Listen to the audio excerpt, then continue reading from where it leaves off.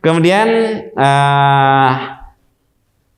bersinergi dengan terapi-terapi lainnya yang syar'i, ya. Bersinergi dengan terapi-terapinya yang syar'i. Jangan karena bekam kemudian kita terus 100% dengan bekam. Oh, ini udah harus dibekam, nggak usah pakai apa-apa lagi.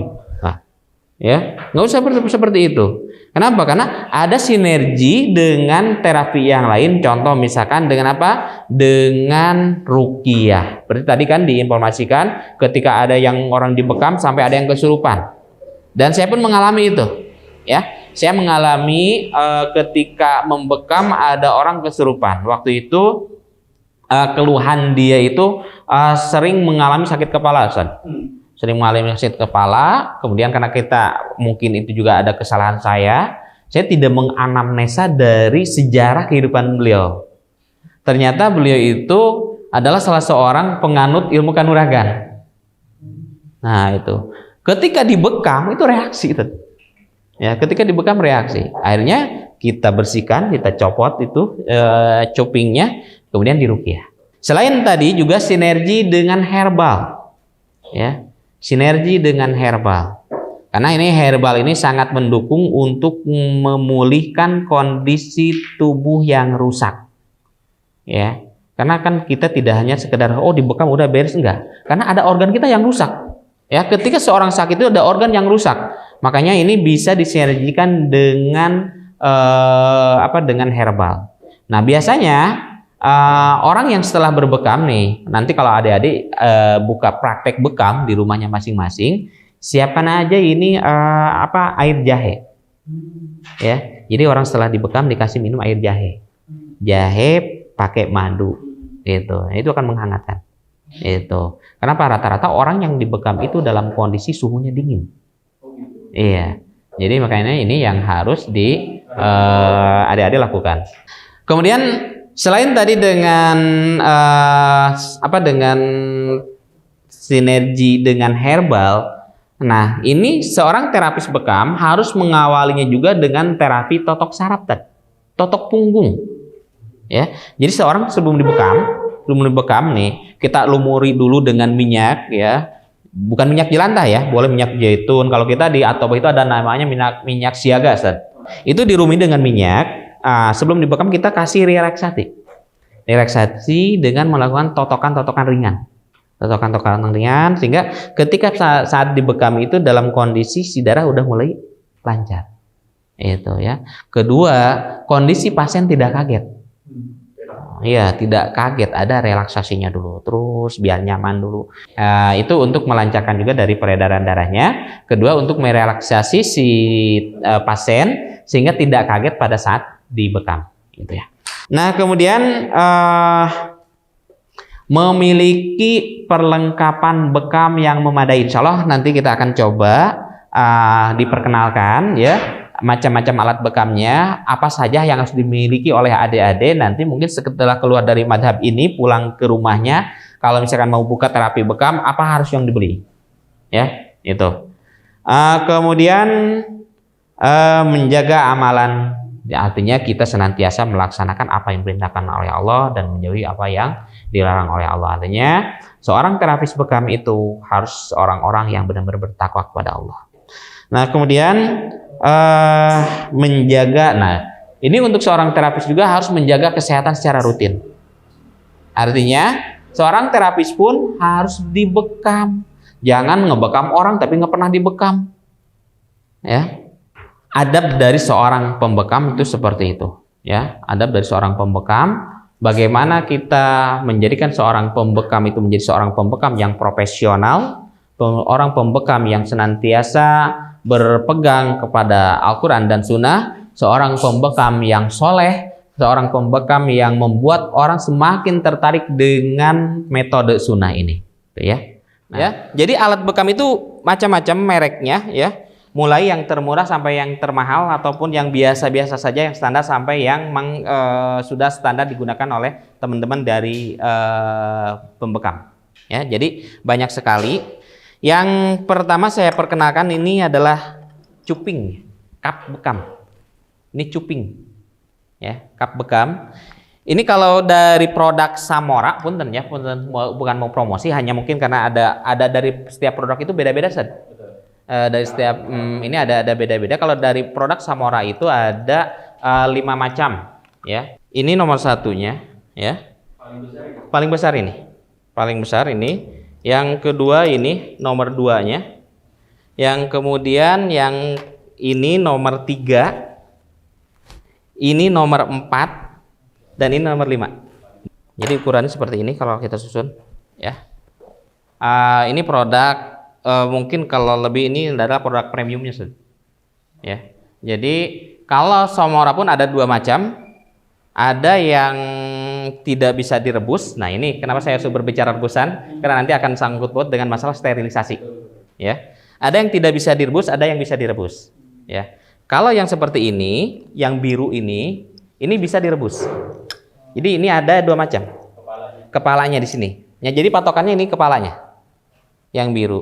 Kalau yang warnanya oranye itu tidak bisa direbus. Jadi hanya disiram saja. Nah, tidak bisa direbus di air yang mendidih. Nah, ini untuk produk dari Samora ataupun banyak juga dari produk Kangju dan lain sebagainya. Hanya saja kalau misalkan ya biasa kita tidak punya tempat sterilisasi, ini banyakan bekam itu adalah dengan direbus. Dan yang paling kuat dari tahan rebus itu adalah yang merek Samora dari ini. Ya, kalau misalkan Kangju itu nggak tahan untuk untuk direbus, ya. Hanya disiram aja dengan air panas itu, betul tuh. Ya, ini yang disebut dengan cuping, ya, atau kop bekam. Kop bekam pun banyak macamnya, ya. Ada kop bekam yang terbuat dari tanduk. Jadi yang terbuat dari tanduk itu tapi di atasnya pakai pentil. Hampir mirip kayak kepala gini, itu. Kalau dulu itu pakai tanduk itu dikenyot tadi, dihisap, ya, itu, ya, dihisap, itu, ya. Kalau dulu, kemudian juga ada coping yang seperti itu tapi tidak ada lubangnya. Itu adalah untuk bekam api.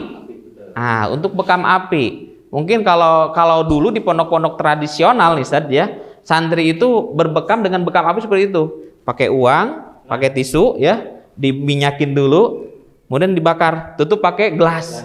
Nah, itu adalah untuk bekam api. Ya, jadi untuk bekam api itu nanti manfaatnya ada juga. Beda-beda, Ustaz. Beda. Nah, itu beda, ya. Untuk bekam api itu cocok untuk orang yang dalam kondisi namanya dingin lembab, ngedrop. Itu dihangatkan. Nah, seperti itu. Nah, ini adalah cuping. Yang kedua adalah pompa. Nah, pompa seperti ini. Pompa pun ada beberapa macam. Mungkin ada yang model nanti. Ini pompa ada 2 macam, ya. Kalau ini biasanya dari produk Samora seperti ini, yang ini dari Kangju. Yang harus dipahami oleh teman-teman adalah tarikan, karena setiap pompa beda tarikannya, ya. Kalau yang ini 2 tarikan udah cukup, kalau ini 3 tarikan biasanya. Kalau ini lumayan tarikannya agak kuat, agak kenceng, gitu, ya. Jadi ini akan membedakan nanti pada saat adik-adik, karena dulu belajarnya dua ini, gitu, 2 tarikan. Ternyata pas pakai ini 2 tarikan juga beda lagi. Di sini ternyata 3 tarikan, pas ini orang itu ketarik gitu, ya. Nah, ini jadi nanti akan beda-beda dari, yang penting kita nanti akan bisa merasakan, ya, kalau misalkan udah terbiasa. Yang jelas dari setiap pompa ini akan berbeda tarikan, gitu, ya. Nah, kemudian ini ada yang disebut dengan scalpel.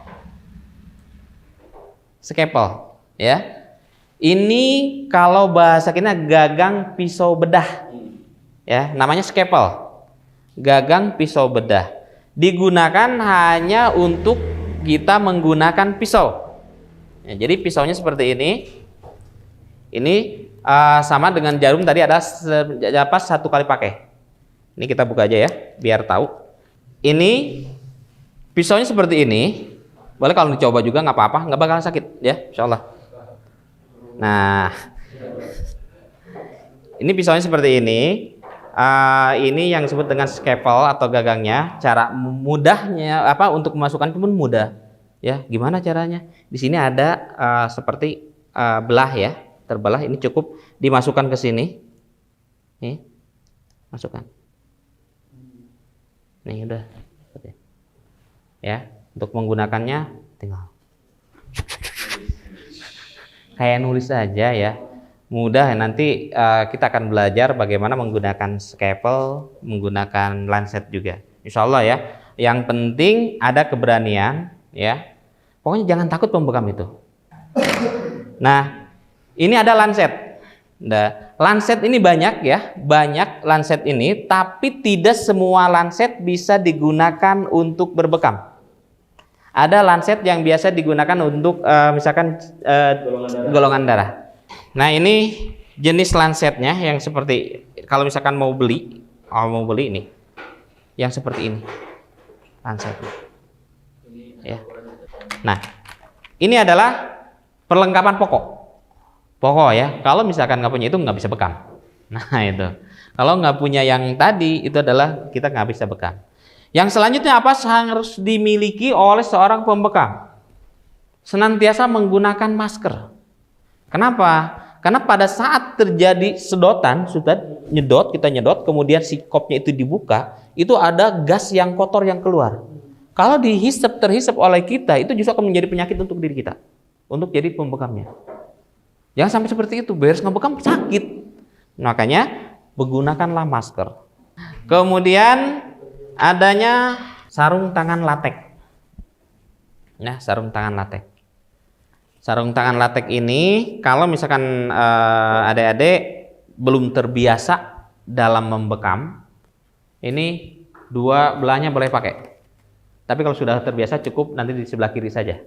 Kenapa sebelah kiri? Karena sebelah kiri ini nantinya akan membersihkan kotoran darah. Ya. Nah, kalau ini sebenarnya kita hanya untuk menjaga jangan sampai tangan kita belepotan oleh darah. Gitu. Kenapa? Karena kalau misalkan tangan kita belepotan oleh darah, nah ini yang dikhawatirkan karena yang kita nggak tahu darah tersebut mengandung penyakit atau enggak nantinya untuk kita. Ya. Jadi makanya harus selalu menggunakan sarung tangan. Kemudian apalagi yang harus dimiliki oleh pembekam? Yaitu kasa steril. Nah, ini masih ada perdebatan antara kasa steril dengan tisu. Ya. Karena beberapa peraturan masih ada yang tidak membolehkan seorang pembekam menggunakan tisu. Dan itu kenapa harus menggunakan kasa steril? Karena dikhawatirkan katanya tisu ini mengandung pemutih. Ya, mengandung pemutih. Jadi teman-teman kalau misalkan mau menggunakan tisu atau boleh atau tidak, dan sampai hari ini alhamdulillah di Atoba itu belum pernah ada kasus yang sakit karena tisu. Menggunakan tisu jadi sakit nggak ada, ya. Artinya aman, ya. Artinya aman. Walaupun memang aturannya kalau bisa merujuk kepada Dinkes dan kesehatan itu kita harus menggunakan kasa steril, ya.